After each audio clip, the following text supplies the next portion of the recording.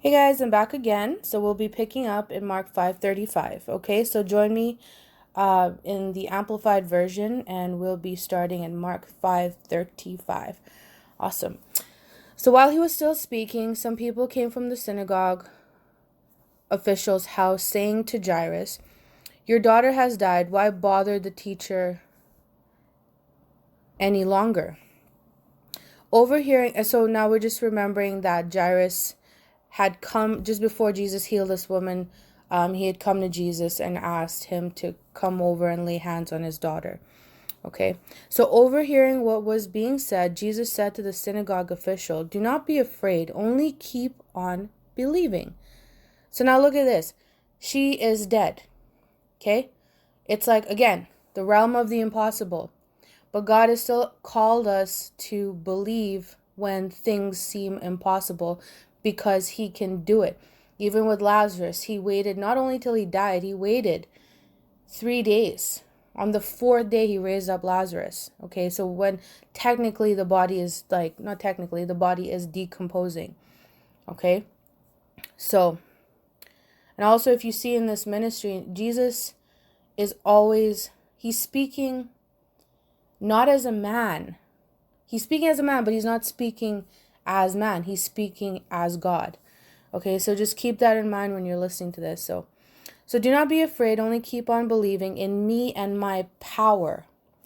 And he allowed no one to go with him as witnesses except Peter and James and John, the brother of James. They came to the house of the synagogue official, and he looked with understanding at the uproar and commotion and people loudly weeping and wailing in mourning. When he had gone in, he said to them, "Why make a commotion and weep? The child has not died, but is sleeping." They began laughing scornfully at him, because they knew the child was dead. But he made them all go outside and took along the child's father and mother and his own 3 companions and entered the room where the child was. You know what, guys? I believe so. The child was dead, but the moment Jesus said the child was not dead and she was sleeping, whatever he said came to pass. Whatever the Lord speaks will come to pass. His word will never return to him void. Okay, so he can transform any situation by just speaking it. Okay, so taking the child's hand, he said tenderly to her, "Talitha cum," which translated from Aramaic means, "Little girl, I say to you, get up." Okay, so there we go. Jesus was speaking Aramaic. Okay. The little girl immediately got up and began to walk, for she was 12 years old, and immediately they who witnessed the child's resurrection were overcome with great wonder and utter amazement. And he gave strict orders that no one should know about this, and he told them to give her something to eat. Okay, so we're going to go into Mark 6. So then Jesus left there and came to his hometown in Nazareth, and his disciples followed him. When the Sabbath came, he began to teach in the synagogue, and many who listened to him were astonished, saying, "Where did this man get these things? So this knowledge and this spiritual insight? What is this wisdom, this confident understanding of the scripture that has been given to him, and such miracles as these performed by his hand? Is this not the carpenter, the son of Mary, and the brother of James, and Joseph, and Judas, and Simon? Are his sisters not here with us?" And they were deeply offended by him, and their disapproval blinded them to the fact that he was anointed by God as the Messiah. Well, honestly, a lot can be said about this chapter. First, Jesus was born like from Mary, but she was a virgin, and obviously that news didn't spread to people.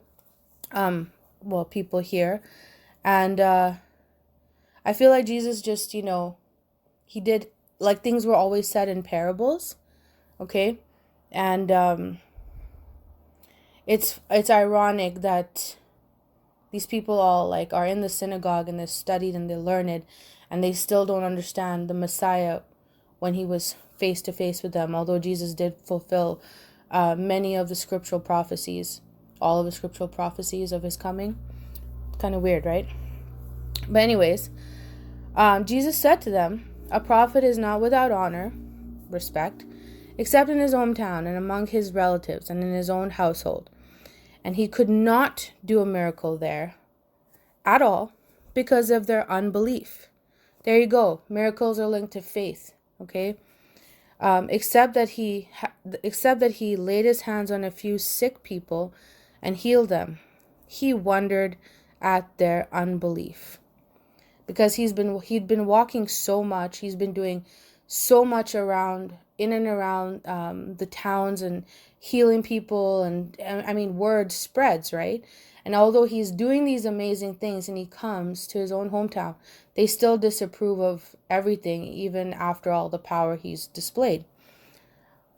So it is funny. It is one of those things where you're like, oh my gosh, like, anyway, it's like unbelief, I think, equals a hardened heart. But anyways, and he was going around in the villages teaching. So he didn't stop teaching, and he still had compassion on people who were sick, and still heal them from their sickness, which actually means, like, even now Jesus heals people who are sick, and he does things for people even though they don't believe in him, but he'll do it anyways. Okay? So he doesn't only move if you have faith in him. It's just because he loves us. Well, anyways, we're going to leave it there, and we will pick it up again in the next video. Like I said, join me, www.loveyola.com, and just check out what we're all about. And if you want to follow us on Instagram, love.yola. Okay? Bye-bye.